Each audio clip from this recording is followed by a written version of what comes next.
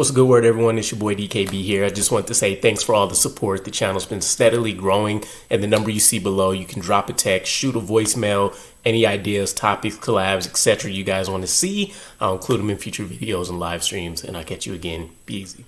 What's a good word, Jets fans? It's your boy DKB here. I saw a major report from Tony Pauline regarding Joe Douglas's tenure with the New York Jets from the Senior Bowl onward, what that kind of looked like. But the huge talking point from this, although I touch on some of the other small pieces, is at some point, according to this source, Woody Johnson offered Joe Douglas a contract extension that he rejected. I know he's already fired. We're doing our head coach GM search, etc. But there's a what if scenario I kind of want to explore with this, and really more so the foundation of what do we expect from the next GM? Because in a lot of the conversation pieces I've seen, a lot of people put some things on Joe Douglas's plate that I don't think necessarily he controlled or owned so much, especially once Woody Johnson started stepping in. And I think it's worth exploring because it's going to happen, but ideally, I want to see a different kind of conversation be held if we see areas where the next general manager is failing, right? So to get to some of the base points here, for one, this source is never, described or advised who it is. It doesn't even sound like it's anybody directly tied to the New York Jets, but more so somebody that is fairly involved with Joe Douglas. And so they take this car trip on the way to Mobile, Alabama for the Senior Bowl, which is, of course, a huge event. And it's also the year where we were not hosting it, but we had Obrick out there running things. And so we were going to get a intimate experience with a lot of these players. Excuse me, senior guys, if nothing else as well, that, we've always seemed like we've done pretty well being able to draft and walk away happy with. So keep in mind the last time we got some high profile guys like Mark Gastineau out from there. So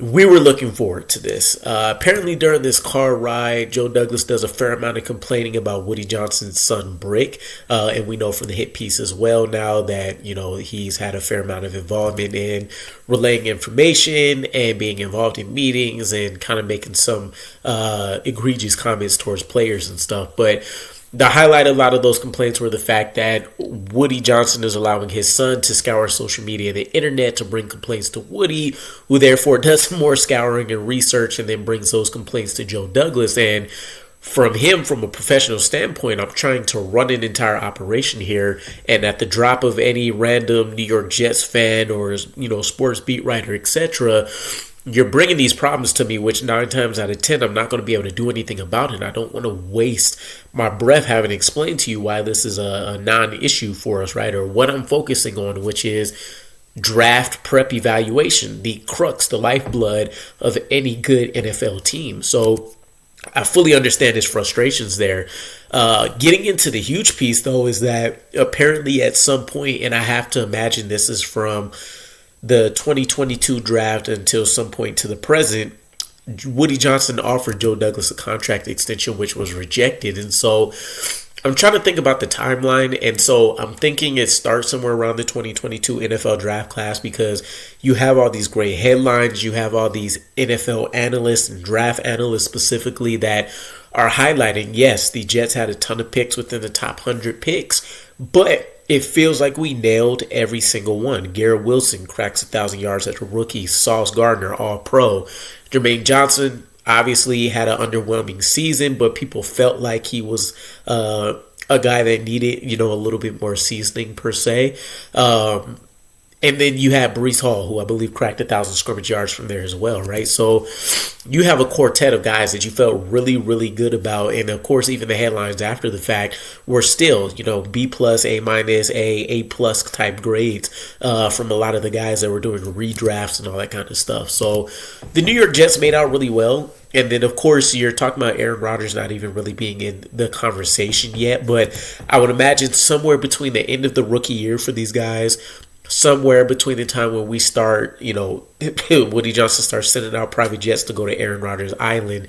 This is around the time that you're talking about the extension. This is also around the time where you start to get some rumors or some inklings about Woody Johnson inserting himself in situations a little bit more. And so I think so, sometime before Chad Alexander and Rex Hogan being fired, which is also around the hit piece about Zach Wilson not wanting to play after being benched, and then sometime after his 2022 NFL draft class, there was a bit of a high for the New York Jets. And so you're imagining, Joe Douglas is probably looking at this situation, seeing a little bit of diminishing power, seeing the fact that, he's having to kind of report to Woody Johnson's son in many ways as well with some of the stuff that's being put on his plate. And so maybe he's a little bit hesitant to want to jump into that contract extension conversation.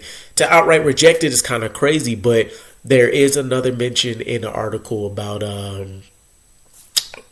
it goes over the fact that at some point, Joe Douglas is also making remarks within the facility that if, he can't do his job, essentially, they should just fire him. And so ultimately, he's no longer around. But I play the what if scenario in my head about if Joe Douglas was still currently in place. I think he's done a well enough job to where people on the outside looking in would say, okay, you have an established GM that I feel okay about, if not great, excellent, etc.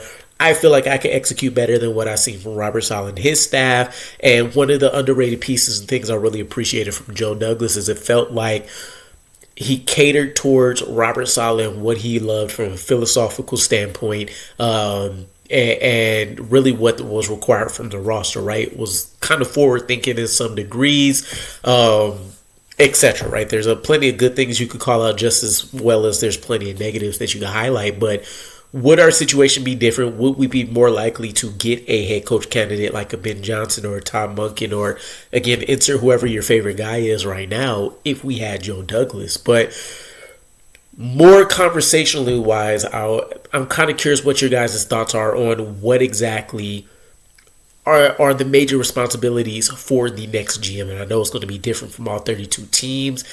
I know personally with the Jets, we have had different structures, right? GM and head coach on the same power level. We've had head coach reporting to GM reporting to head coach. So when I think about it,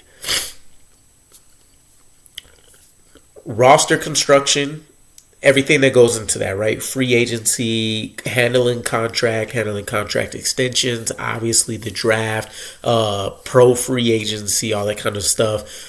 All of that is at the forefront. And so you can definitely make an argument that Joe Douglas should never survive purely based on the fact of moving on from Sam Darnold, drafting Zach Wilson, major bust, at least at this point, based on what he's done with the Jets. And then the flop of Aaron Rodgers in his tenure.